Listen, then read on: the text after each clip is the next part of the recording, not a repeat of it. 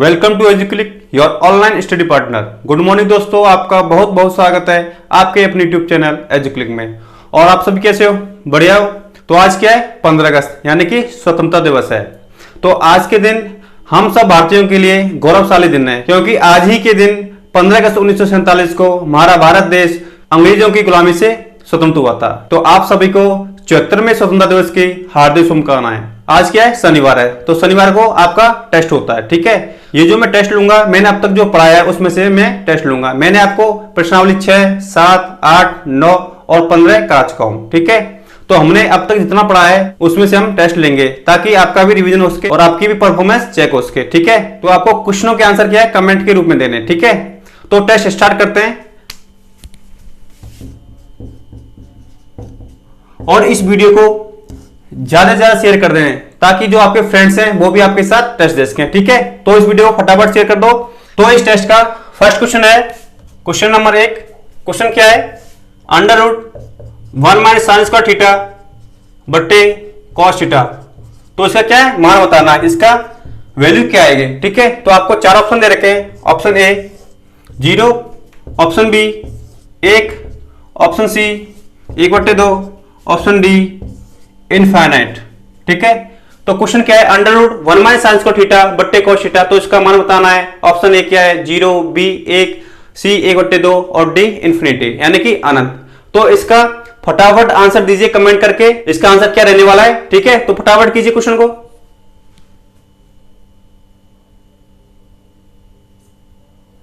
तो आपका आंसर आ गया होगा, तो देखते हैं इसका आंसर क्या होगा। क्वेश्चन है under root 1 minus sine square theta बट्टे कॉस थीटा। ठीक है, तो मैंने आपको एक सर्वसंख्या पढ़ाई थी। सर्वसंख्या क्या थी? Sign square theta plus cos square theta बराबर 1। ठीक है, तो यहां से 1 माइनस साइन स्क्वायर थीटा आ जाएगा कॉस स्क्वायर थीटा के। ठीक है, और तो क्वेश्चन में क्या है? 1 माइनस साइन स्क्वायर थीटा, तो इसकी जगह जाएगा कॉस स्क्वायर थीटा। तो under root cos square theta बट्टे कॉस थीटा। यहां पे क्या है? वर्ग, यहां पे क्या है? वर्गमूल। वर्ग से वर्गमूल कैंसिल हो जाएगा, तो यहां से आ जाएगा कॉस थीटा बट्टे कॉस थीटा यानी कि 1। तो कौन सा ऑप्शन सही है? Option number B right answer. ठीक है, तो इस क्वेश्चन का राइट आंसर है 1। ठीक है, तो कमेंट करके आपको इसका आंसर बताना है, जिससे मुझे भी पता चल सके कि आपकी तैयारी कैसे चल रही है। ठीक है, अब करते हैं next question, question number 2। Question number 2 है tan 210 डिग्री का मान बताइए। ठीक है, क्वेश्चन है tan 210 डिग्री का मान बताना है। तो आपको इस क्वेश्चन का आंसर क्या है कमेंट बॉक्स में बताना है, और इस वीडियो को ज्यादा से ज्यादा शेयर कीजिए, ताकि जो आपके फ्रेंड्स हैं जो 10वीं क्लास में पढ़ते हैं वो भी आपके साथ टेस्ट दे सकें। ठीक है, तो फटाफट इस क्वेश्चन का आंसर कमेंट करके बताइए। तो आपका आंसर आ गया होगा, इसका आंसर क्या रहने वाला है। तो क्वेश्चन करते हैं। क्वेश्चन है tan 210 डिग्री का मान बताइए। हमें केवल जो निश्चित कोणों के मान होते हैं उनके मान डायरेक्ट पता होते हैं, जैसे कि 30 डिग्री का, 45, 60 और 90 तक हमें डायरेक्ट पता होते हैं। यहां पे क्या है? 210 डिग्री, तो हमें इसका मान ज्ञात करना है। ठीक है, तो इस क्वेश्चन करते हैं। tan 210 डिग्री को मैं कैसे लिख सकता हूं?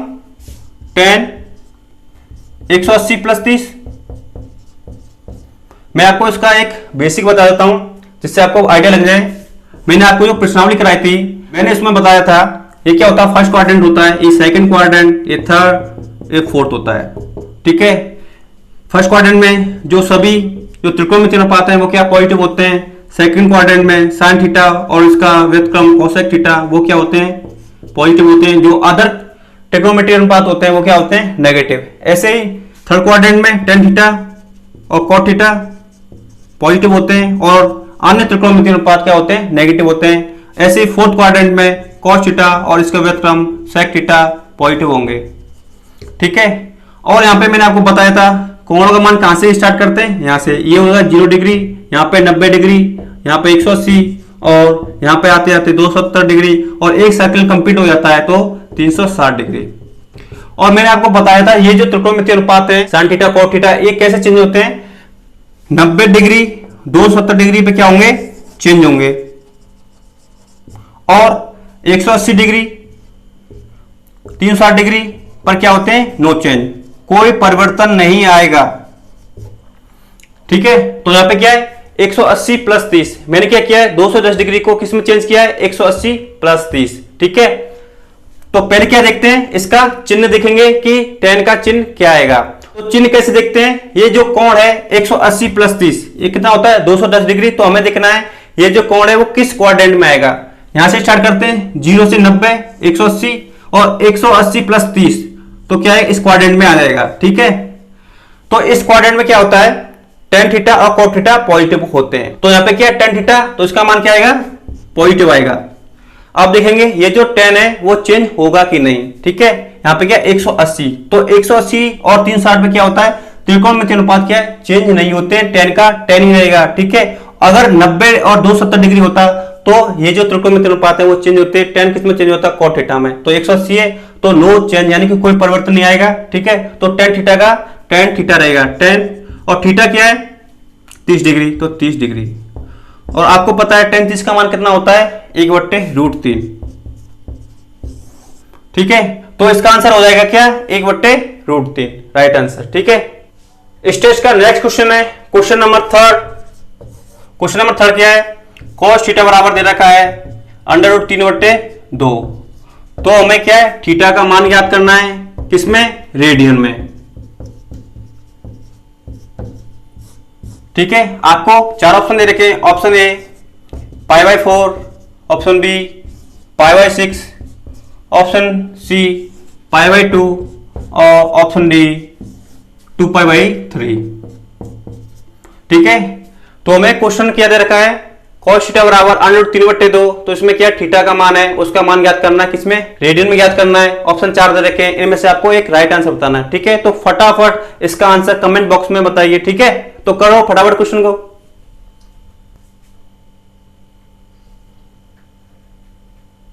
तो आपका आंसर आ गया होगा, तो क्वेश्चन करते हैं। क्वेश्चन दे रखा है cos थीटा बराबर √3/2। तो यहां पे जो √3/2 है वो cos के किस कोण का मान होता है आपको पता होना चाहिए, किसका cos 30 डिग्री का। तो cos थीटा बराबर √3/2 cos के किस कोण का मान हो जाएगा cos 30 डिग्री का। cos से cos कैंसिल तो थीटा बराबर हो जाएगा 30 डिग्री। ये जो थीटा यानी जो कोण है वो किसमें डिग्री में, तो हमें किसमें चेंज करना है रेडियन में। मैंने आपको बताया था कि डिग्री को रेडियन में चेंज करने के लिए क्या करते हैं π/180 से गुणा करते हैं। तो यहां पे क्या होगा जो कोण है 30 डिग्री इसका क्या कर देंगे π/180 से गुणा कर देंगे, तो इसका माना जाएगा 0 0 कैंसिल 3 से 18 6 बार तो π/6। ठीक है, तो कौन सा ऑप्शन सही है option number B right answer. ठीक है, तो आपको पता चल गया होगा इस क्वेश्चन का आंसर क्या रहने वाला है π/6। ठीक है, अब करते हैं नेक्स्ट क्वेश्चन, क्वेश्चन नंबर 4। अगला क्वेश्चन है इस टेस्ट का क्वेश्चन नंबर 4। एक पतंग की डोरी 100 मीटर लंबी है और क्षैतिज से 60 डिग्री का कोण बनाती है, तो पतंग की ऊंचाई ज्ञात कीजिए। आपको इस क्वेश्चन में चार ऑप्शन दे रखे हैं 50 मीटर, 50/√3 मीटर, 50 × √3 मीटर और 100 मीटर। ठीक है, तो फटाफट इस क्वेश्चन का आंसर हमें कमेंट करके बताइए, तो इसका आंसर क्या रहने वाला है। तो फटाफट इसका आंसर दीजिए।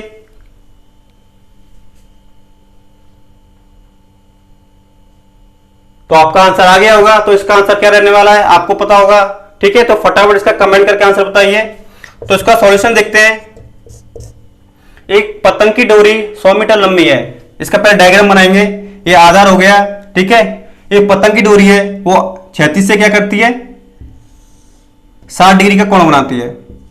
ठीक है, ये होगी पतंग की डोरी, वो क्या है क्षैतिज से 60 डिग्री का कोण बनाती है। और ये जो डोरी है वो क्या है 100 मीटर क्या है लंबी है। और हमें क्या ज्ञात करना है इस पतंग की क्षैतिज से ऊंचाई ज्ञात करनी है। ठीक है, ये मान लेते हैं h मीटर हमें इसकी ऊंचाई है। तो ये हो गया ए बी सी समकोण त्रिभुज। यहां पे कोण ए क्या है समकोण है, तो हमें पतंग की ऊंचाई ज्ञात करनी है। ये क्या हो गया लंब, ये कर्ण, ये आधार। तो लंब और कर्ण में संबंध दर्शाना है। मैंने आपको एक ट्रिक बताई थी LAL लाल बट्टे कक्का, तो लंब बट्टे कर्ण। तो लंब बट्टे कर्ण का जो अनुपात है वो उसका मान क्या होता है sin थीटा। ठीक है, तो इसमें लगाएंगे sin थीटा।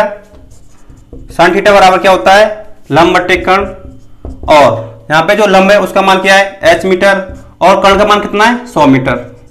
ठीक है, और थीटा का मान कितना है 60 डिग्री। तो साइन 60 बराबर क्या हो जाएगा h/100। साइन 60 का मान कितना होता है √3/2 h/100। तो यहां से h का मान आ जाएगा, वज गुणा करेंगे h का 2 से तो 2h बराबर, और 100 का √3 से तो 100 × √3। तो यहां से h का मान आ जाएगा, 2 का चलेगा भाग तो 100/2 √3। तो 2 से 100 50 बार कैंसिल हो जाएगा। तो यहां से h का मान आ जाएगा कितना 50 × √3 मीटर। तो इसका राइट आंसर क्या है ऑप्शन सी राइट आंसर। ठीक है, तो आपको पता चल गया होगा इसका राइट आंसर क्या होने वाला है। ठीक है, तो ये आंसर किस किस का सही आया है कमेंट करके बताइए, जिससे मुझे भी पता चल सके कि आपकी तैयारी कैसे चल रही है, मैंने जो पढ़ाया है उसमें से आपको कितना याद है। ठीक है, अब करते हैं नेक्स्ट क्वेश्चन, क्वेश्चन नंबर 5। अगला क्वेश्चन है क्वेश्चन नंबर 5। दो बिंदु दे रखे हैं, बिंदु ए इसके निर्देशांक है 1,3 और बिंदु बी इसके निर्देशांक है 4,8। तो इनके बीच की दूरी ज्ञात करनी है। आपको 4 ऑप्शन दे रखे हैं, इनमें से आपको सही आंसर बताना है। ठीक है, तो बहुत ही इजी क्वेश्चन है, आपको फटाफट इसका आंसर कमेंट बॉक्स में बताना है। ठीक है, तो जल्दी कीजिए इस क्वेश्चन करने में। इसका आंसर क्या रहने वाला है,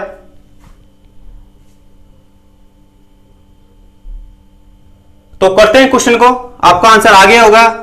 ठीक है, तो दो बिंदु दे रखे हैं ए व बी।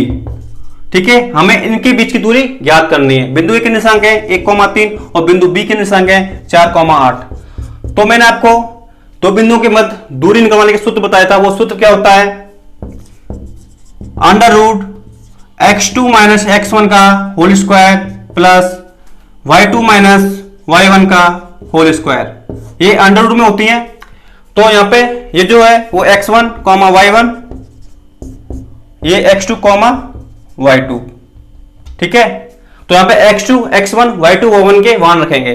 तो अंडर रूट x2 का मान कितना है 4 माइनस x1 का मान कितना है 1, इसका स्क्वायर प्लस y2 का मान क्या है 8 और y1 का मान कितना है 3, इसका होल स्क्वायर। इसको सॉल्व करते हैं, यहां से आ जाएगा अंडर रूट 4 - 1 3 का स्क्वायर प्लस 8 - 3 5 का स्क्वायर। आपको पता है 3 का स्क्वायर कितना होता है 9 प्लस 5 का स्क्वायर 25। तो 25 + 9 कितना हो जाएंगे 34, किसमें अंडर रूट में।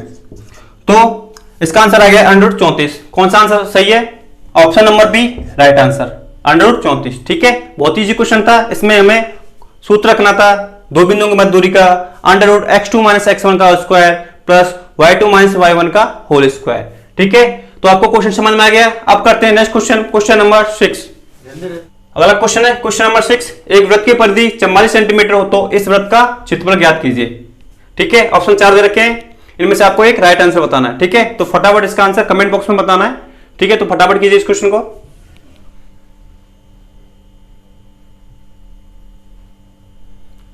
तो आपका आंसर आ गया होगा। तो सॉल्व करते हैं क्वेश्चन को। एक वृत्त की परिधि दे रखी है 44 सेंटीमीटर। तो वृत्त की परिधि का सूत्र क्या होता है 2πr बराबर 44 सेंटीमीटर। वृत्त की परिधि का सूत्र होता है 2πr, तो इसका मान दे रखा है 44 सेंटीमीटर। ठीक है, तो यहां से क्या है वृत्त की जो त्रिज्या है उसका मान निकाल लेंगे। तो r बराबर आ जाएगा 44 बट्टे ये जो 2π है वो किस में चले जाएगी भाग में, तो 2π। अब इसका मान रखेंगे 44 बट्टे पाई का मान कितना होता है 22/7, तो 2 गुणा 22 बट्टे में 7, तो 7 क्या है ऊपर चला जाएगा। ठीक है, तो यहां से आ जाएगा 22 से 44 2 बार कैंसिल, 2 से 2 कैंसिल, तो यहां से आ जाएगा 7 सेंटीमीटर। तो वृत्त की त्रिज्या के r बराबर 7 सेंटीमीटर। अब ज्ञात करेंगे वृत्त का क्षेत्रफल। तो वृत्त के क्षेत्रफल का सूत्र होता है, मैंने आपको बताया था πr²।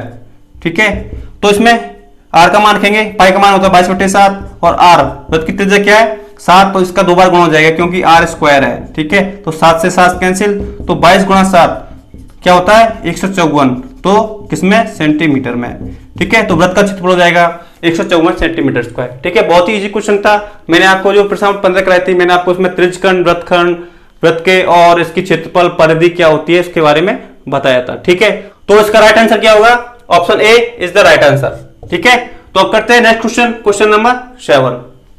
इस टेस्ट का अंतिम और लास्ट क्वेश्चन क्या है, एक वृत्त की त्रिज्या 21 सेंटीमीटर है तथा केंद्र पर अंतरित कोण 60 डिग्री है, तो चाप की लंबाई ज्ञात कीजिए। आपको 4 ऑप्शन दे रखे हैं, इनमें से आपको सही आंसर बताना है कमेंट करके। ठीक है, तो फटाफट इसका आंसर बताइए, इसका आंसर क्या रहने वाला है कमेंट करके बताना है आपको।